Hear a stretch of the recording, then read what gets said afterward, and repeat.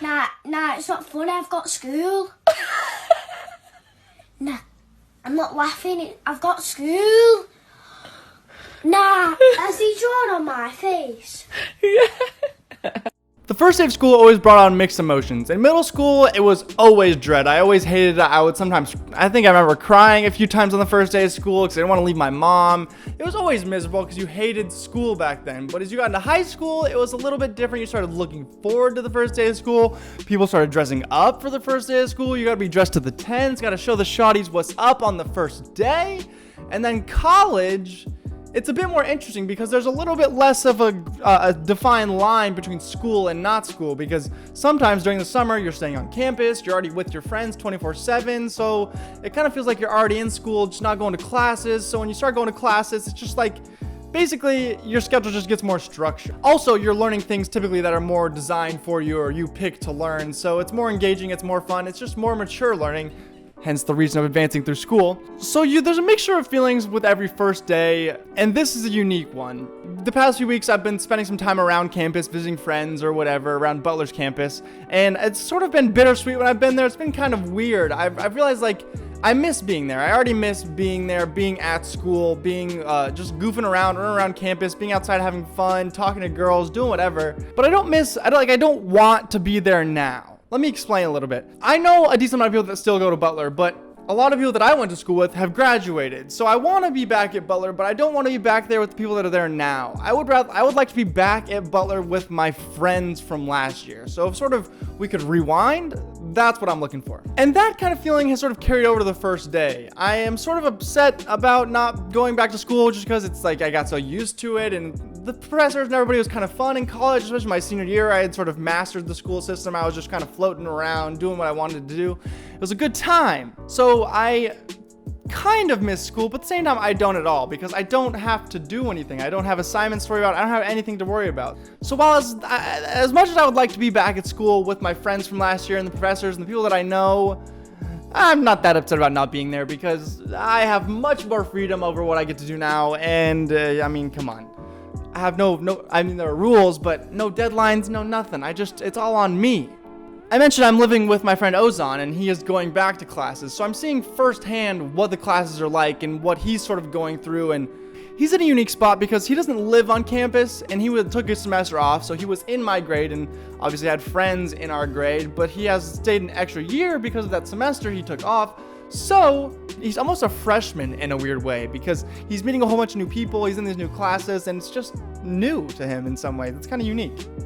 Seeing him go through this doesn't make me really miss being at school. I would be fun to be traveling around with school with him and hanging out with him at school, but I'm hanging out with him here at his apartment, so that's pretty good. But seeing him going through school, it's reminding me of the things that I definitely don't miss. Like the relief of not having to go to class, having to wake up every morning and go to class and walk to class and then listen to a boring professor talk about something you're not that interested in, or you often would go to class and not really do anything, so you're kind of just wasting time in class. It's like, what are we doing here? That was always particularly frustrating, but seeing Ozan doing that and not having to do that is a great relief. I lose the routine, but I'm not going to class. And I also, of course, don't have assignments. And that's probably the cherry on top. Not having assignments has got to be the best part, because just having to keep in your mind, keep updated on, what do I have coming up this week? Oh, I have to submit this review. I have to submit this comment. I have to read this thing. Granted, I never really read in school. The only book I remember ever reading for school that was assigned to me was, I think in my junior year of high school, I read Catcher in the Rye. And that was the only book I've ever read for school. Sorry, Mom. But I definitely don't miss assignments and having to keep up with every assignment and keep my classes, making sure I keep everything in order. It's just a stress I'm glad I don't have anymore. Although I am waiting for the day that I'm assuming is somewhat inevitable, where I wake up just in a panic and I'm sweating, I'm dripping sweat because I think I missed an assignment. In reality, I have no assignments to turn in. My brain is just playing tricks on me, and I thought I had something due, but I don't. Hasn't happened yet, but I'm waiting on it. So I'm witnessing Ozan go through the first weeks of school, but also I'm just here living with Ozan, and this is giving me a different perspective and a more appreciation for, not for life, but for what I'm doing and for where I'm at in life. I mentioned last week how he's a positive inspiration on me because he's a positive person. He's always kind. He's always doing good things for others, and that has really started to reflect on me, especially last week when I was hanging out with my friends Sarah and Ella. My friend Sarah said I'm crabby, and said I've been kind of crabby the past few years. First and sophomore year of school, I was sort of this nice, good boy who was always friends with everybody, always pretty positive. And then junior and senior year, I kind of took a turn. I started to get more into my job, more into the professional field, started to get more competitive and care a little more, and got a little more crabby and picky and judgmental, and it's just not good. Not like I'm a bad person, but I made some changes in my personality that I'm not the most proud of. So while living around Ozan and remembering that Sarah said I'm kind of crabby, I've sort of combined the two to address where I'm at and look at how I'm behaving. Ozan is kind enough to lend me the space of his apartment, to let me live in his apartment, sleep on an air mattress in his living room, and I don't want to take that for granted because I'm in his space. He has a routine probably that I'm invading. I'm throwing off his rhythms. I'm adding something to his life that he maybe doesn't necessarily need, yet he's welcomed me with opening arms. He's made me food. He's made me a smoothie bowl. He's made me steak. It's been somehow like a getaway of sorts. It's been a great place. Ozan, I would highly suggest Ozan King's apartment for your next vacation. I'll make sure to leave 5 stars on Yelp. It's a great place to stay. Hospitality is through the roof. So his positive behavior has had a positive impact on me, and I've realized I just have a more positive mindset when I'm out and about. I'm more goofy. He's actually brought up more goofy side in me when we're hanging out more, because who cares? Just goof around. It's more fun that way. And I don't know, he's got to turn me around in a lot of ways because I was upset with being in this position I'm in, life, whatever, decisions, boo-hoo. But if you take it with a more positive attitude and you're just more happy while you're doing things, everything just gets better. He's also a very tidy boy, and that allows me to be tidy. I like being tidy, and I think I could be more tidy in my life, and he's very tidy, so that helps me just in general. I realized I was maybe taking living with my brother for granted a little bit, because he's just letting me live there rent free and do whatever I want, basically. Although I buy groceries and help out where I can and clean up every now and then. I just like, whenever he would come home, I would be grumpy just because I'm like, oh, he's invading my space, but I'm in his apartment, so how could he possibly be invading my space when I'm essentially a parasite in his space? Like, come on, brother. So living with Ozan has allowed me to change that a little bit and think, you're in a great place. You have people that love you and are willing to take care of you. So how are you grumpy about anything? Just be grateful for what you have, brother, because you don't need this stuff. You don't deserve this stuff. You just have it because these people happen to take a liking to you and care about you. So care about them and give back. And since I've been doing that, I've been feeling a lot better about myself and just feeling a lot happier. Even if it's just lightly from moment to moment, I just find myself being a little more positive, having my chin up a little more, and rather than tearing myself down and being upset about what's not going on, focusing on what I am doing and trying to be just a pinch more in the moment, and it's helped a lot. So now, I've seen Ozan go through the first week of class, and I have realized how I feel about it, how I kind of want to be at school. I miss being at school and being with the people that I know and love, but since they're not there, it's fine that I'm not there.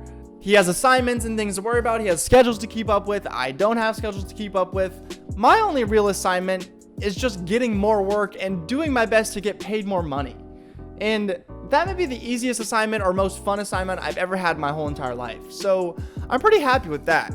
I guess essentially, I'm just kind of at Matthew Stein University. I am my own professor. I am the one that has created the curriculum for me. There are assignments that I need to do. Although I have not decided a due date, there are still things that I need to get done. So while I miss out on the structure of school and the environment and support system that it provides you, I'm slowly growing and maturing on my own outside of that environment by looking around me and observing the people around me that are doing good, like Ozan, and taking what I can from them and applying it to my life, because that's sort of what I guess adulting is keeping your eyes open and learning where you can and just improving with every moment, because, oh God, I have a lot of improvement to make, but I can make it and I have the time to make it.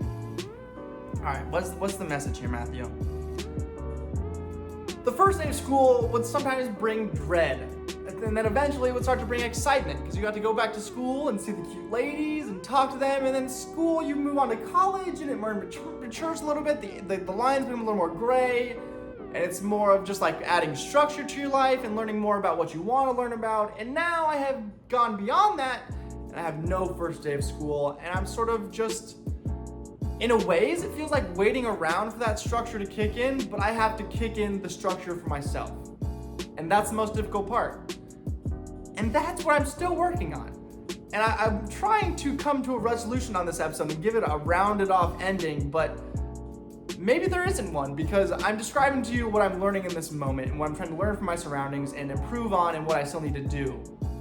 And I need to do all these things and improve on all these things, but there's only so much I can do. So, no. This mic died several minutes ago, so I'm just gonna keep talking to the camera like this because I'm almost done. I don't have that structure from the first day of school anymore and what the school environment brings, but I'm still doing what I can with my environment around me now to learn from it and still progress in life, because that's ultimately what I should be doing. And as I'm talking, I'm trying to come to a rounded resolution of this episode, but I don't know if it exists, because I'm explaining to you what I'm going through now, and I'm learning in every moment. I'm progressing in every moment. I'm not really working towards sort of a checkpoint. In college, you're working to graduation. Now I'm working towards a job, but working towards the ultimate future. Realistically, just trying to make money the whole entire time. So there's various checkpoints and goals to be working towards, none of which have a defined solution or a guaranteed finish. But nonetheless, I'm working towards them every day, doing little by little to take steps ahead and keep progressing. And that's kind of just where I'm at. It's just the progressing phase of life, trying to grow as much as I can and learn at every single turn. I feel like I've said this in episodes prior, but I'm still in the same spot, people. Now, I understand this may not have been engaging as past week's episode, but I kind of needed a traditional episode because I didn't have anything profound to share with you. And this is a unique checkpoint in my life, the first time in my life where I'm not going back to school. And it's been interesting. Luckily, I've been working the whole time, so I've been making money and it feels good. I'm not really worried about not going back to school. If I had more free time, maybe I could be sitting around and being like, oh, what am I doing with my life? I'm wasting time.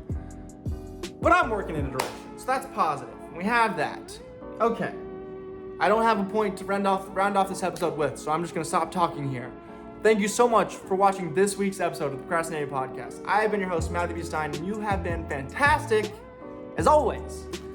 And I'll see you in next week's episode of the Procrastinated Podcast. Episode 106 now, in the books. Thank you very much for watching. Peace out, everybody.